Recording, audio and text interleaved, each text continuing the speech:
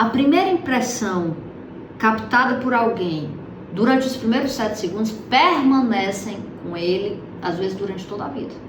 Não corra esse risco com o seu cliente, porque aliás, não corra o risco de passar uma má impressão. Tenha isso a seu favor, que a boa imagem, a boa impressão que você deixou, continue com ele durante toda a tua relação cliente-profissional.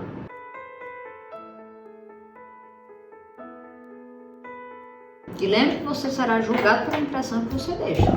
Então, lembre de deixar uma ótima impressão.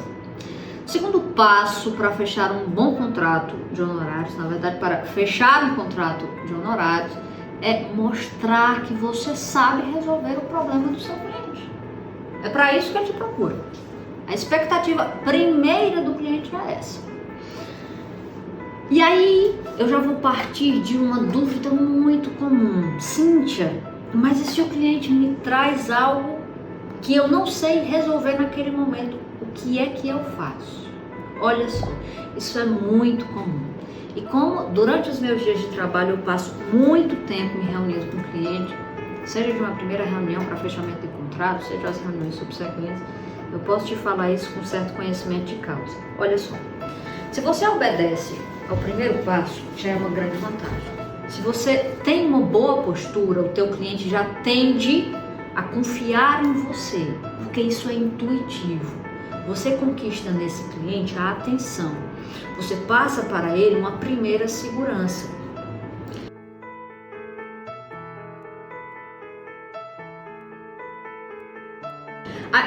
O ideal é que você mostre para ele primeiro que entendeu o real problema, tá?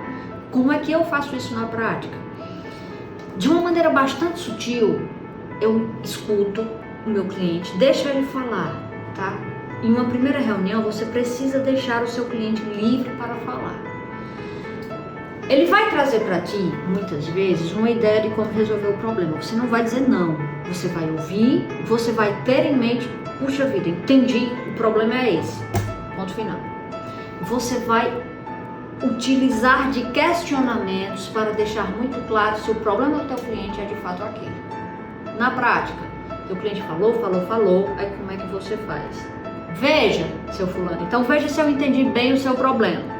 O senhor está me dizendo que seu problema é isso, isso, isso e isso. Eu entendi bem? Ele vai dizer sim ou não. Se ele disse sim, ok, você já dimensionou muito bem. Se ele disse não, você vai conversar mais até chegar à real dimensão do problema.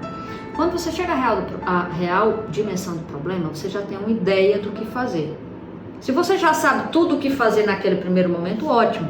A tua única missão vai ser colocar para ele de uma forma clara e simples o que precisa ser feito, nunca como vai fazer. Não cometa esse erro, você perde muitas vezes o cliente, tá? Se você não sabe o que fazer ainda, como você vai reagir? Primeiro, você não precisa ficar nervoso. Você vai focar, essa é a dica que eu estou te dizendo que funciona demais comigo. Você vai focar naquilo que você já sabe. Alguma coisa você vai saber. Você tem conhecimento de direito, mesmo que seja a coisa mais óbvia. Coloque para o cliente uma resposta que você já sabe.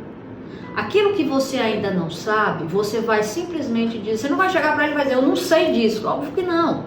Você vai dizer para ele, olha, tal coisa é assim, ou seja, diz aquilo que você já sabe.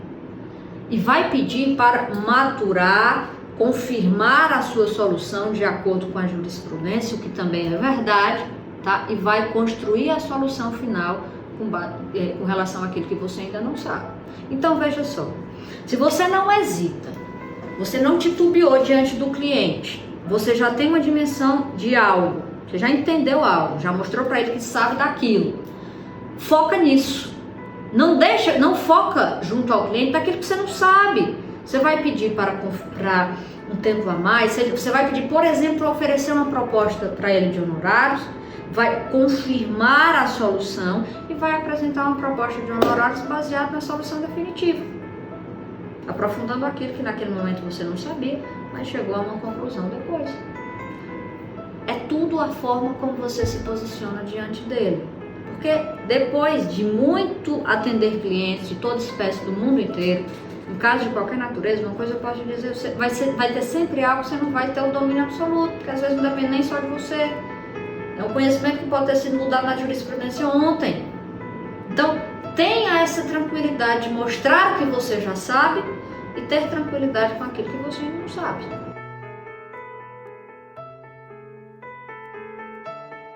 Jurídicas, entendimentos jurídicos, institutos jurídicos são ali estruturais, tá?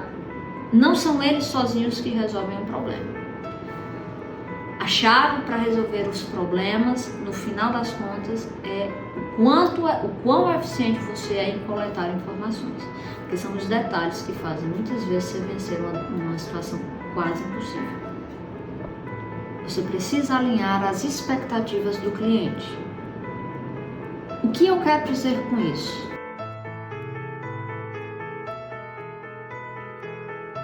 O que eu estou querendo te dizer? Existe uma grande diferença entre a realidade objetiva, a esperança, a expectativa do teu cliente e o que é possível de se fazer. Existe um plano ideal e um plano real.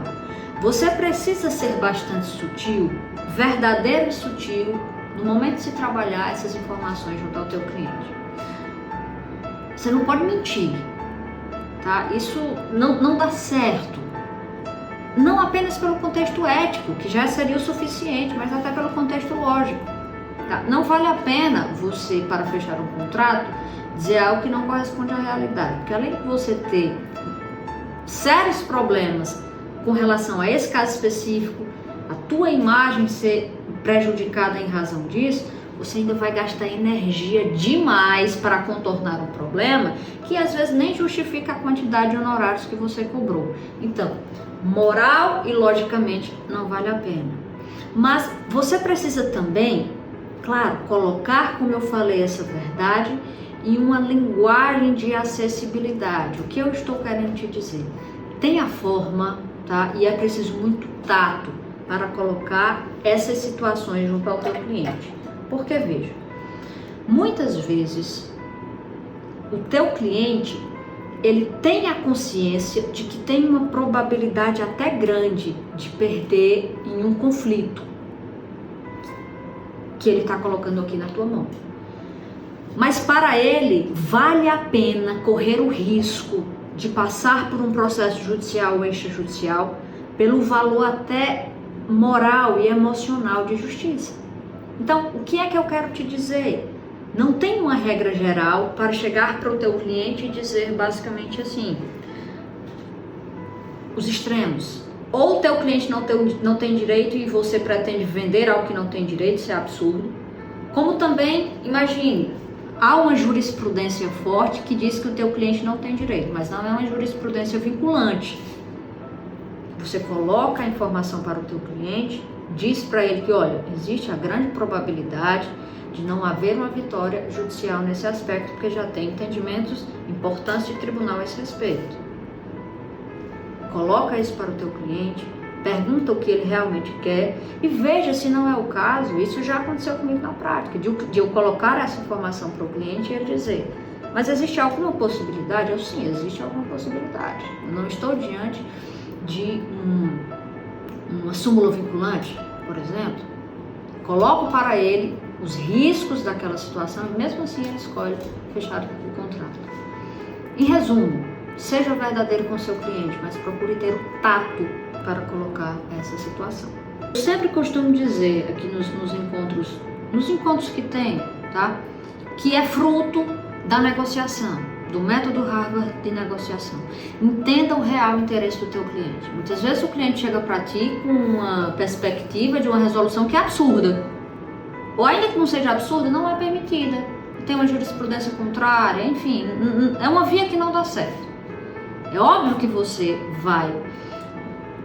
não vai perder o contrato. Você vai procurar entender o real interesse, a real necessidade, o real desejo do teu cliente e ofertar a ele outras possibilidades de resolução, tá? E colocar nessa linguagem, nesse tato, se o cliente é ali um tanto intransigente, muitas vezes, não, eu só quero se for assim, E através desse tato você vai colocar, tá, senhor cliente, querido e estimado cliente, deixe-me entender. Você quer resolver de fato o teu problema ou você quer que eu cuide apenas dessa tentativa que você já viu que não der certo, que não vai dar certo? Nenhum cliente te procura para fazer, pelo menos via de regra, tá, o normal. Nenhum cliente te procura para fazer A ou B, o cliente procura para resolver um problema. Se A ou B que o cliente pensa que daria certo não dá, você chega para ele e mostra, ó, não dá certo A ou B, mas dá certo de C a Z. Um deles ele vai escolher. Um contrato, qualquer que seja, você vai fechar.